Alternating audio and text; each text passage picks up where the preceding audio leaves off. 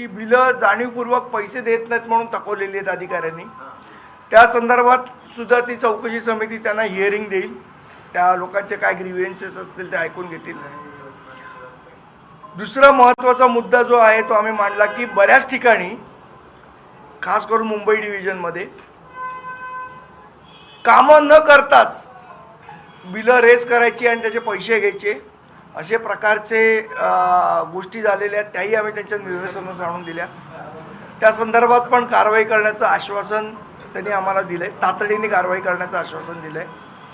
तिसरी महत्त्वाची गोष्ट, बऱ्याचदा असं होतं की सार्वजनिक बांधकाम करायचं एक काम होतं आणि 2 वर्षात पुन्हा त्याचं टेंडर काढलं जातं।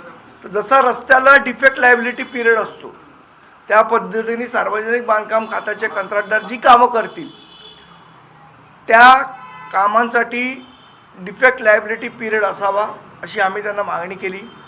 त्या संदर्भात सुद्धा सकारात्मक पाऊल उचलण्याचा मानस हा साहेबांनी व्यक्त केला आणि अतिशय आजची चर्चा ही सकारात्मक झालेली आहे। त्या दोघांनी सस्पेंड केल्याचं सांगितलं, कारण तुम्ही ज्या व्हिडिओमध्ये 2-3 अधिकारी दिसत होते त्या सगळ्या त्या दोन्ही अधिकाऱ्यांना सस्पेंड केलेलं आहे। तातडीने आज सकाळी काल रात्री त्यांनी सस्पेंड केलं आणि त्याचं त्यांनी आम्हाला सांगितलेलं आहे। फक्त मुंबईची उदाहरणं आहेत, महाराष्ट्रातही असं असू शकतं, त्याबद्दल म्हणूनच आम्ही त्यांना जे सांगितलं की एक SOP तयार करा, या सगळ्या संदर्भात एक SOP तयार झाली पाहिजे की अधिकारी मनमानी पद्धतीने कामं देऊ शकत नाहीत आणि मनमानी पद्धतीने पेमेंट करू शकत नाही।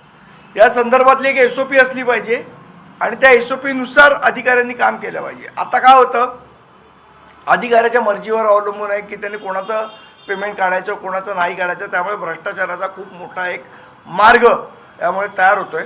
त्यामुळे याची एक SOP, याची एक नियमावली तयार करण्याचं आश्वासनसुद्धा त्यांनी आम्हाला दिलं आणि त्या नियमावली त्या SOP प्रमाणेच कंत्राटदारांची पेमेंट होतील। कामाच्या बाबतीत कामं जी PWDच्या मार्फत केली जातात त्याच्यामध्ये पारदर्शकता येईल अशा पद्धतीची नियमावली जी आता समिती नेमणार ती समिती तयार करेल। आणि आमचे नेते विदर्भातले श्री राजू उंबरकर यांनी सुद्धा विदर्भामध्ये कशा पद्धतीचा अधिकाऱ्यांची मनमानी चालली आहे, कशा पद्धतीचा भ्रष्टाचार होतोय या संदर्भातलं विस्तृत माहिती त्यांना दिली। त्या संदर्भात सुद्धा विशेष एका अधिकाऱ्याकडे या संदर्भातली चौकशी करण्याचे आदेश देण्याचं त्यांनी मान्य केलेलं आहे। त्यामुळे एकंदरीत ज्या मुळात आमचा उद्देश हा कोणाला बदनाम करणं किंवा हा नव्हता, सिस्टीममध्ये पारदर्शकता आली पाहिजे।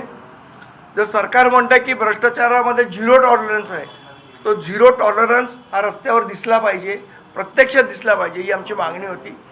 कोणालाही बदनाम करण्याचा उद्देश नव्हता, पण सिस्टीम पारदर्शक झाली पाहिजे, सिस्टीममध्ये चेंज झाला पाहिजे या भावनेने आम्ही हे सगळं केलं आणि त्या दृष्टीने आजचा निर्णय हा सकारात्मकरित्या शिवेंद्रराजे साहेब भोसले यांनी घेतलेला आहे।